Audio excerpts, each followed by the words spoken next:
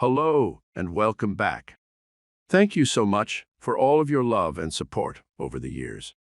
We know you all want to live a happy life and have a better understanding of yourself, so we've compiled a list of Abraham's teachings for you. Relax and have fun. We think you should do what feels best to you. We think that you should do what feels best to you every time. We think you should do what feels best to you.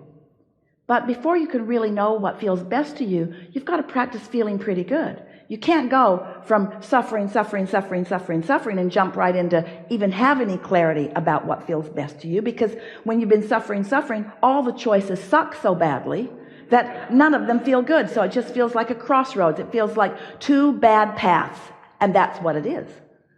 Those are not good choices. But when you have cared about the way you feel, so you're feeling good more and more, so then something comes along and it doesn't feel good to you. And Esther said, "But Abraham, I thought what you've been teaching me is that if I will unconditionally just focus on what I want, that the things I don't want will go away." We said, yes, that's exactly right, but you're not doing that. You're focusing on something that you don't want and then using words and writing 500 focus wheels about it. We're not trying to get you in alignment so that you can make conditions change, or so that you can change yourself to like the conditions. You were born with guidance, and it's all right for you to not like something. It's not your job. So let's say there's a condition that presents itself to you, and you bump up against it, and you bump up against it, and you bump up against it, and you write 500 focus wheels, and you're still bumping up against it because it is someone making choices that are not aligning with your path. But you don't give yourself permission, worthy beings that you are, to follow your own path. No, you feel like you have to be in service. You feel like it's your job to make this work out no matter what. No, it isn't. It's your job to follow the path of least resistance. So the source within you knows where you stand in relationship to everything you want, and knows the path of least resistance to get you to it. And you step over there way off the path, but your source is still calling you back and calling you back and calling you back. But it's as if you say, no, source, alignment, guidance, source, God, I need to do it the hard way in order to prove my worthiness. And we say, we want you to prove your worthiness by understanding what feels good. We want you to follow the path of least resistance. We want you to get on the path that feels good. It isn't wrong for you to choose this rather than this, or this rather than this. That's why you were born into an environment of contrast, in a world where everybody gets to choose. Where it gets squirrely for you is that you all sort of get together and try to define what everybody should choose. You all get to choose what you want. When you line up with what you want, you'll find the power to feel the fulfillment and the exaltation and the exhilaration and the passion and the success and the fulfillment that you're reaching for, you see. You got to let everybody else off the hook and stop beating up on yourself if you choose not to play with them. Others have taught you that selfishness is not virtuous, that looking out for yourself and doing what feels good to you will lead you to selfishness, will deprive others of something that they need from you. But what they've forgotten is none of them were going to get it from you anyway. They were all going to get it directly from source.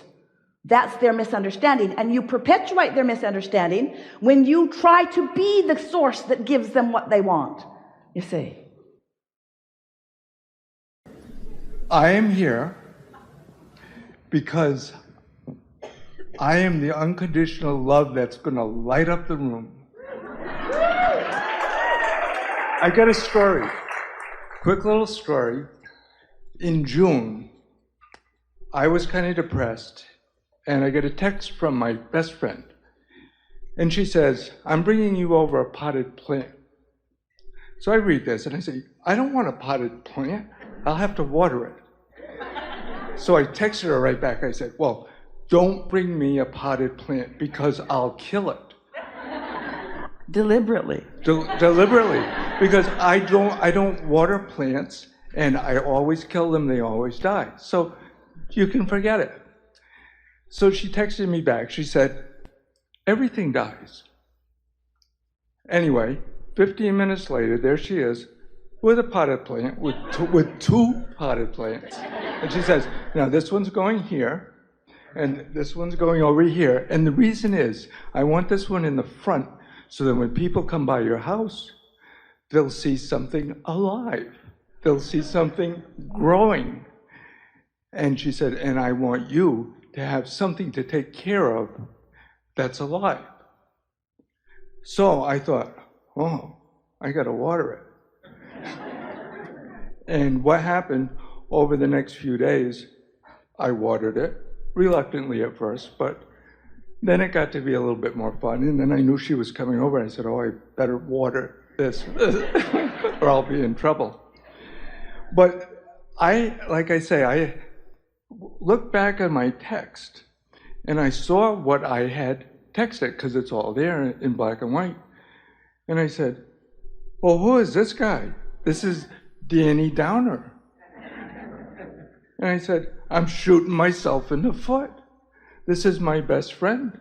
I care about this person. And look at what I'm writing. Who am I? And over the next couple of weeks, she gave me many opportunities, both her and her daughter, to see in a mirror who I was acting like. And I said, oh, I don't like this. So at that point in time, I said, well, I'm never going to do this again, ever. And I made a choice. And I said, no matter how I feel, I'm going to be happy. I don't care how I feel. I'll be happy. And so I started that. And since then, I've been happy. So it's a big story, isn't it? It has a lot of pieces to it. And can you feel the piece about the power of influence? In other words, she didn't let your text to her control her intention around you. In other words, she was not put off by your deliberate intent to put her off. She followed her own impulse, which was inspired by her inner being and your inner being, not by you. She joined forces with everyone who's happy around you and didn't allow herself. She could have gotten her feelings hurt, but she didn't. She stayed focused upon who you really are and influenced who you really are out into the open where you could feel who you really are. So the most important question is, and of course, you've already given yourself away, but which of those emotions felt best to you? The happy one. And here's the next important question.